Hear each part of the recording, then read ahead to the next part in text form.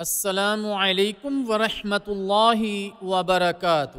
الحمدللہ رب العالمین والصلاة والسلام علی رسولہ الکریم، اما بعد۔ محرم کے مہینے کو محرم اس کی تعظیم کی وجہ سے کہتے ہیں۔ اسلامی سال کی ابتدا محرم الحرام کے مہینہ سے شروع ہوتی ہے اور اس مقدس ماہ کی عظمت ابتدائے عالم سے ہے۔ اس ماہ میں مسنون عمل روزے ہیں۔ حدیث میں رمضان کے علاوہ نفلی روزوں میں محرم کے روزوں کو سب سے افضل قرار دیا گیا ہے۔ حضرت ابو ہریرہ رضی اللہ تعالی عنہ سے مروی ہے کہ رسول اللہ صلی اللہ علیہ وسلم نے ارشاد فرمایا، افضل الصیام بعد رمضان شہر اللہ المحرم۔ رمضان کے بعد سب سے افضل روزے اللہ کے مہینے محرم کے ہیں۔ یہ اللہ تعالیٰ کا ہم پر فضل ہے کہ اس نے ہمیں ایک دن کا روزہ رکھنے پر پورے سال کے گناہ معاف ہونے کا بدلہ دیا، اور اللہ تعالیٰ بہت زیادہ فضل والا ہے۔ نبی کریم صلی اللہ علیہ وسلم یوم عاشورہ کی شان کے باعث اس کا روزہ رکھنے کے لیے خصوصی اہتمام کرتے تھے۔ چنانچہ ابن عباس رضی اللہ تعالی عنہما کہتے ہیں کہ میں نے رسول اللہ صلی اللہ علیہ وسلم کو اور دنوں میں عاشورہ اور مہینوں میں سے ماہ رمضان کے روزوں سے زیادہ کسی دن مہینے کے روزے رکھنے کا اہتمام کرتے ہوئے نہیں دیکھا۔ یوم عاشورہ کو نبی کریم صلی اللہ علیہ وسلم نے روزہ کیوں رکھا اور لوگوں کو اس کی ترغیب کیوں دلائی؟ تو اس کا جواب صحیح بخاری میں ہے کہ ابن عباس رضی اللہ تعالی عنہما کہتے ہیں کہ نبی مکرم صلی اللہ علیہ وسلم مدینہ منورہ تشریف لائے اور یہودیوں کو دیکھا کہ وہ عاشورہ کا روزہ رکھتے تھے، تو آپ صلی اللہ علیہ وسلم نے فرمایا، یہ روزہ کیوں رکھتے ہیں؟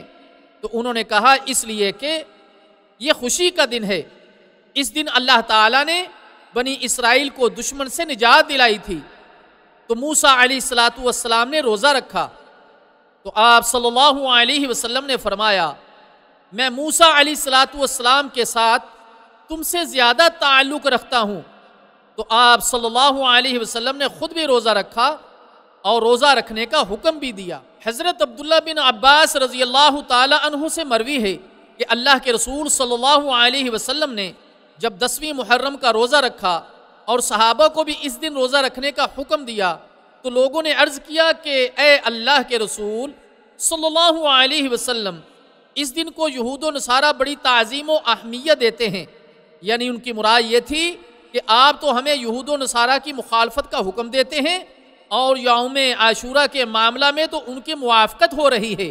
تو آپ صلی اللہ علیہ وسلم نے فرمایا کہ آئندہ سال اگر اللہ نے چاہا تو ہم 9ویں تاریخ کو روزہ رکھیں گے۔ ابن عباس رضی اللہ تعالی عنہ فرماتے ہیں کہ اگلا سال آنے سے پہلے اللہ کے رسول صلی اللہ علیہ وسلم انتقال فرما گئے۔ ایک اور روایت میں ہے کہ نبی کریم صلی اللہ علیہ وسلم نے فرمایا، عاشورہ کا روزہ رکھو اور یہود کی مخالفت کرو، اور ایک دن اس سے قبل یا ایک دن اس کے بعد بھی روزہ رکھو۔ اسی لیے بعض علماء نے کہا ہے عاشورہ کے روزوں کے 3 درجے ہیں۔ سب سے اعلیٰ درجہ یہ ہے کہ 9، 10 اور 11 محرم کے روزے رکھے جائیں۔ اس کے بعد دوسرا درجہ یہ ہے کہ 9 اور 10 محرم کا روزہ رکھا جائے۔ تیسرا اور آخری درجہ یہ ہے کہ صرف 10 محرم کا روزہ رکھا جائے۔ عاشورہ کے روزے سے صرف صغیرہ گناہ مٹتے ہیں، جبکہ کبیرہ گناہوں کے لیے خصوصی توبہ کی ضرورت ہوتی ہے۔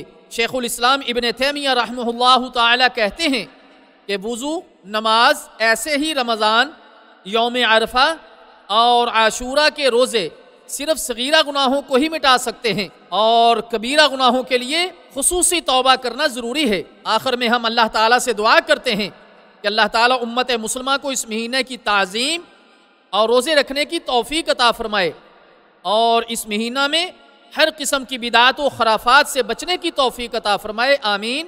وصلی اللہ وسلم علی نبینا محمد۔